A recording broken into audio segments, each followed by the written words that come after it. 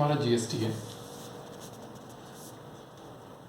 हम लोग वर्ड्स के थ्रू ही चलेंगे। जीएसटी वर्ड का मतलब होता है गुड्स एंड सर्विसेज,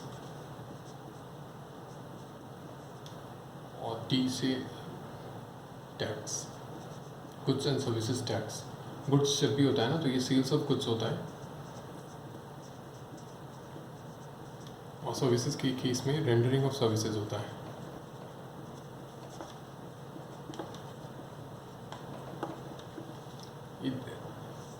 इन दोनों ही केसेस में जब भी आप सेल ऑफ गुड्स करते हो या रेंडरिंग ऑफ सर्विसेज करते हो, दोनों ही केसेस में सप्लाई हो जाता है। या तो आप सप्लाई ऑफ गुड्स कर रहे हो या फिर आप सप्लाई ऑफ सर्विसेज कर रहे हो। जैसे ही सप्लाई होता है तो जीएसटी या तो उस गुड्स पे या सर्विसेज पे जीएसटी लग जाएगा और या फिर नहीं लगेगा। अगर लग जाता है तो उसको हम लोग चार्ज ऑफ जीएसटी कहते हैं, और अगर नहीं लगता है तो उसे हम लोग एग्जेम्पशन फ्रॉम जीएसटी कहते हैं।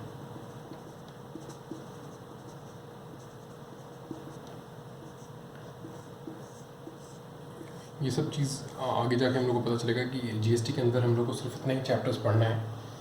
और एग्जेम्पशन फ्रॉम जीएसटी का सबसे बेस्ट एग्जांपल एक्सपोर्ट आ जाता है। और भी चीज़ हम लोग डिटेल्ड डिस्क्रिप्शन इस चैप्टर के अंदर में पढ़ेंगे। चैप्टर का नाम पूरा करने के लिए हम एक्सपोर्ट एंड इम्पोर्ट लिख रहे हैं। ये कंप्लीट चैप्टर का नाम हो गया चार्ज ऑफ जीएसटी। जैसे ही चार्ज ऑफ जीएसटी आप कहते हैं ना तो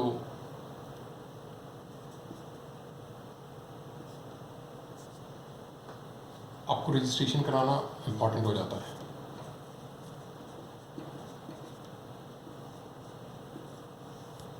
रजिस्ट्रेशन कराते हैं तो आपके पास दो ऑप्शन रहता है। या तो आप सिंपल तरीके आप या तो एज पर योर क्लास कि आप किस तरह के बिजनेसमैन हो, स्मॉल बिजनेसमैन हो या बिग बिजनेसमैन हो, उसके बेसिस पे आपका रजिस्ट्रेशन होता है। और आपका ऑप्शन रहता है कि आप कंपोजिशन लेवी करवाना चाहते हो।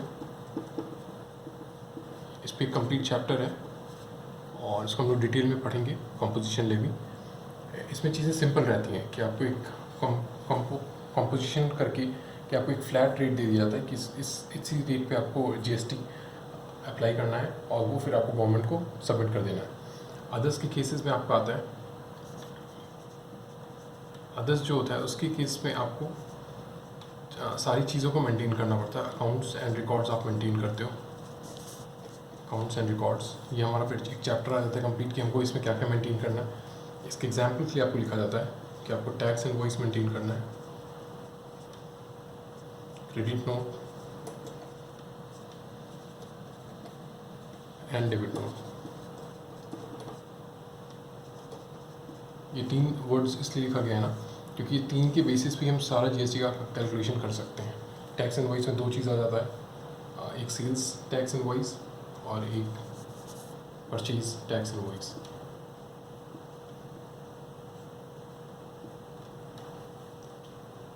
जब टैक्स इनवॉइस हम लोग जनरेट कर लेते हैं तो उस पर हम लोग बेसिकली टैक्स निकाल लेते हैं और फिर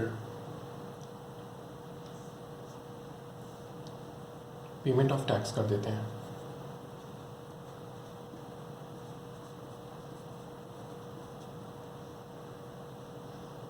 लेकिन पेमेंट ऑफ टैक्स करने के पहले हम लोग देखते हैं कि हमारे पास कितना इनपुट टैक्स क्रेडिट है।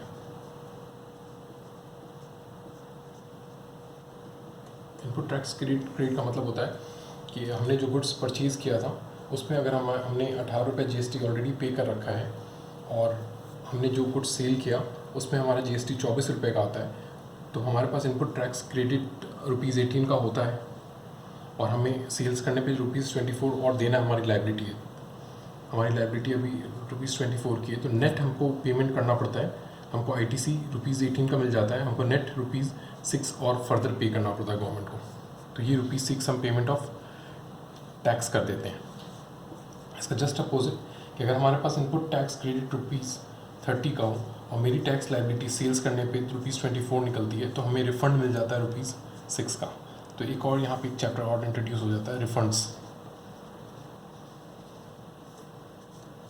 ये सब हम लोग डिटेल में पढ़ेंगे, refund chapter, payment of tax या इनपुट टैक्स क्रेडिट। इन सारी चीज़ों के बाद फिर हम लोग जाते हैं नेक्स्ट स्टेप में। यहाँ पे हम लोग लिख लेते हैं कि हम लोग इसके बाद रिटर्न फाइल करते हैं। तो अपने लोग देख लेते हैं कि टोटल हम लोग को चैप्टर्स कितने पढ़ने हैं।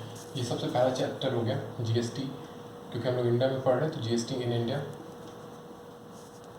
ये पहला चैप्टर हो गया।